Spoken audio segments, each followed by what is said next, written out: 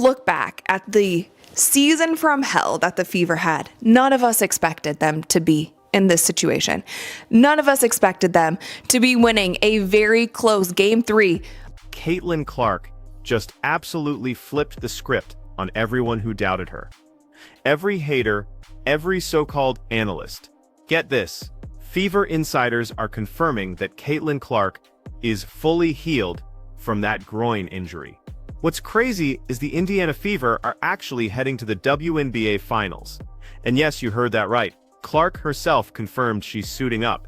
She's back, and honestly, this changes everything for the entire league. Now, the big question is, if you're Indiana's coach, do you risk playing her in the finals? When she does come back, do you feel like I would not want to play the Indiana Fever, especially with a healthy Caitlin. I mean, that building, I got a little taste of it last year. And doing the Final Four, shows when she's on the court, when someone can really change the game in a couple moments like she can. She could be quiet for 10 minutes and then pop, pop, pop. It's 4 threes and the game's out of reach.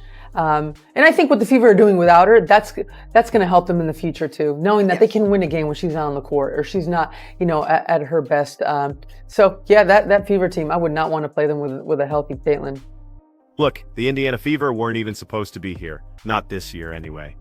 With all the injuries, a young squad, and everyone saying they needed more time, analysts basically penciled them in as maybe a fringe playoff team.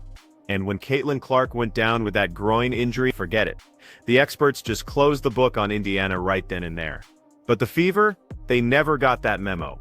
Instead of falling apart, they just clawed their way through the toughest part of their whole season. Aliyah Boston just started dominating the paint like she was back at South Carolina.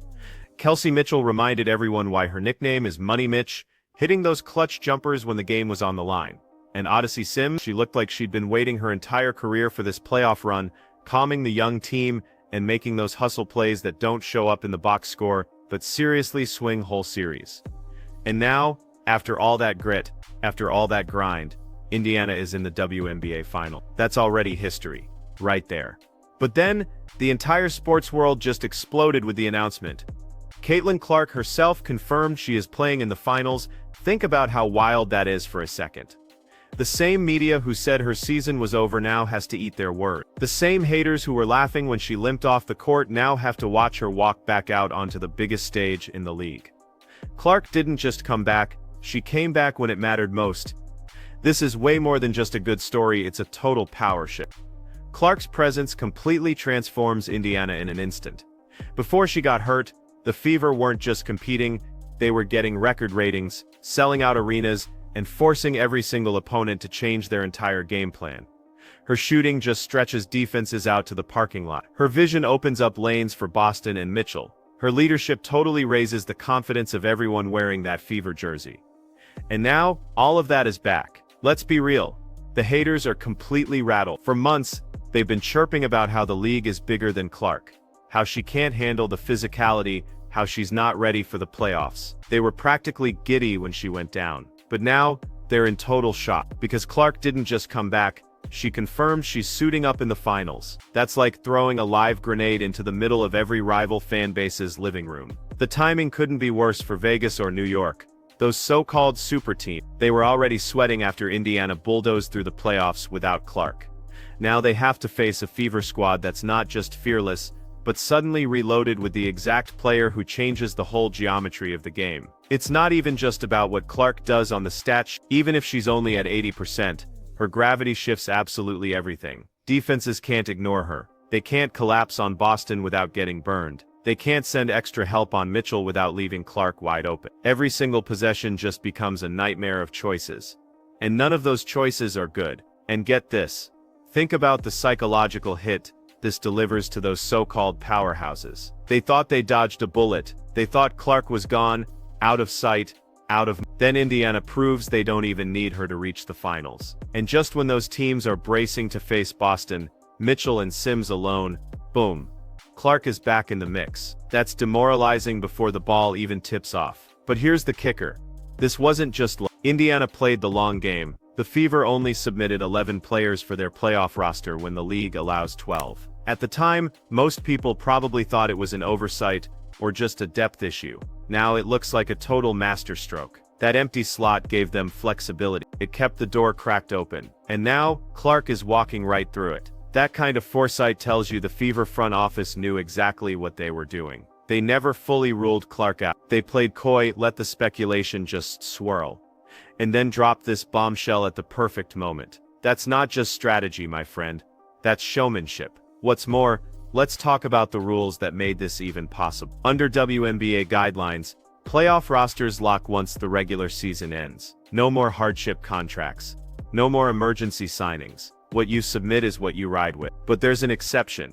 Players under contract who are listed as inactive, whether from injury, suspension, or maternity leave, can technically be reactivated if a spot opens, or if the team just leaves a slot unfilled. And that's exactly what Indiana did. Clark wasn't some random free agent. She was always part of the team, just waiting on that inactive list. And now, the Fever are cashing in on that huge gamble. Walks there to the stanchion. Okay, so of course, there are risks involved here. Nobody is pretending groin injuries are easy. They can linger, they can flare up, and they really test your conditioning.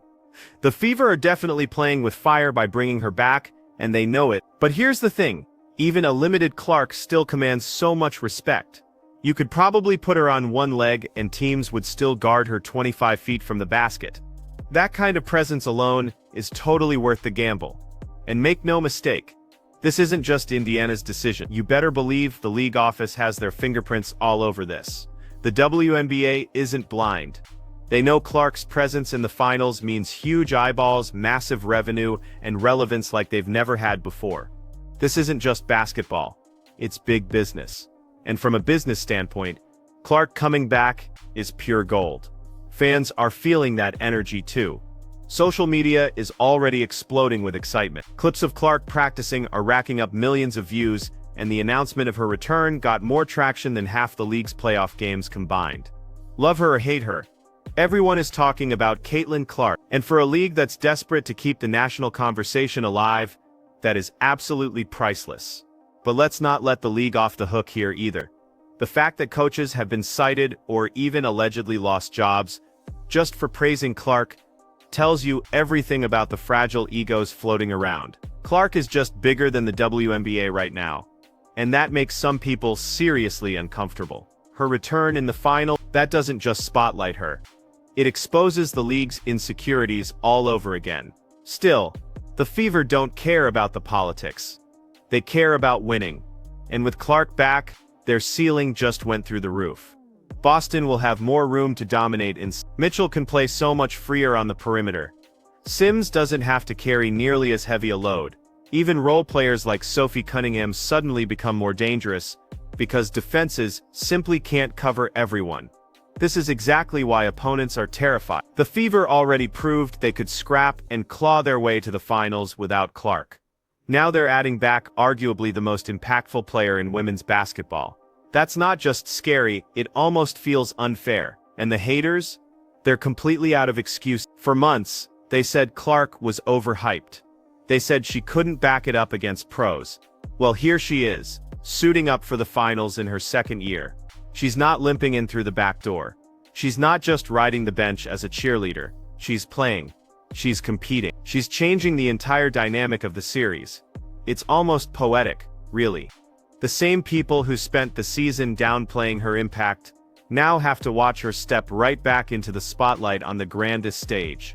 The receipts are endless, and Fever fans are more than happy to pull them out. The real shock here isn't just that Caitlin Clark is coming back, it's how perfectly timed this whole move is. Finals basketball isn't about regular season form or pretty stats. It's about making the moment bigger than your opponent can handle. And let's be real, Clark has lived in the spotlight since her Iowa days. Crowds, pressure, cameras, that's just Tuesday for her. When you add someone with that kind of poise to the finals, you're not just adding a shooter or a passer. You're adding gravity. Every single defender has to glance at her. Every coach has to scheme for her. Every fan has to react to her. That changes the entire environment before she even touches the ball. Vegas and New York, they just went from confident to totally paranoid overnight. Think about what this means for Indiana's core players. Aaliyah Boston, who's already bullying defenses on the block, now gets more single coverage. No more constant double teams for her. Kelsey Mitchell can actually breathe on the perimeter instead of being trapped every other possession. And Odyssey Sims, she can spend less energy creating and more energy just disrupting. That's what Clark's presence unlocks. This isn't to say she'll play 35 minutes and drop 40 points. Nobody is expecting that. What really matters is that she doesn't have to. Even 20 minutes of Clark completely shifts the math. Even just standing in the corner, she changes how defenses rotate. That's why her return feels like a plot twist written for television. Because honestly, it basically is. The WNBA is just salivating right now. Finals without Clark, that's a solid storyline, but finals with Clark, that's a national event. Broadcasters are already prepping the graphics. Networks are clearing primetime slots. Casual fans who haven't watched a single regular season game are about to tune in just to see what happened. And that's the part that burns the haters most. Her return is bigger than them. The excuses are already loading up online. She's overrated, she won't be at full speed. Indiana will ruin chemistry by forcing her back in. Here's the thing though, those excuses don't matter when the scoreboard lights up. If Clark makes even a handful of impact plays in the finals, the entire conversation just flips. Suddenly, the same critics are forced to explain how this overrated player just helped Indiana compete with the league's absolute best. But there's the other side of the coin, the risk. Let's be blunt. If Clark comes back and looks rusty, the critics will absolutely pounce. If she re-injures herself, the narrative will be ruthless.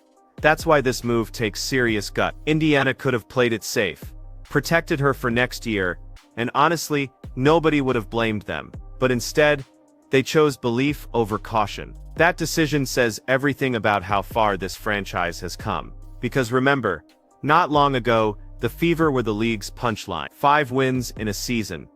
Empty seats, lottery picks wasted. That team is totally gone. This team is fearless, they're bold, and they're not afraid to gamble on greatness. Bringing Clark back isn't desperation. It's pure confidence. They believe they belong here, and they truly believe Clark makes them unstoppable. And honestly, they might just be right. Look at Vegas, they've been exposed more than once this postseason. Look at New York, they're still figuring out chemistry with all those stars. Neither one of them looks invincible. Add Clark into Indiana's fight, and suddenly those super teams don't look so super anymore. Now let's talk about legacy. If Clark steps onto that finals court, even if she doesn't dominate, her return alone becomes one of the most iconic moments in league history. Think about it. Year 2 already fighting through injuries, already carrying a franchise, and now making a dramatic comeback on the biggest stage. That's the stuff of legends. You know, fans will remember it, kids will copy it, the league will never live it down. And here's the kicker. Clark didn't even need this for her reputation. She was already the face of the league. She was already selling jerseys and breaking ratings records. Coming back in the finals isn't about marketing. It's about sending a message. She's not just here for the hype. She's here to compete, to win, to completely rewrite the script of a franchise everyone counted out. That's why the haters are in shock. Because the comeback they swore wouldn't happen is happening right in front of them. And there's absolutely nothing they can do about it.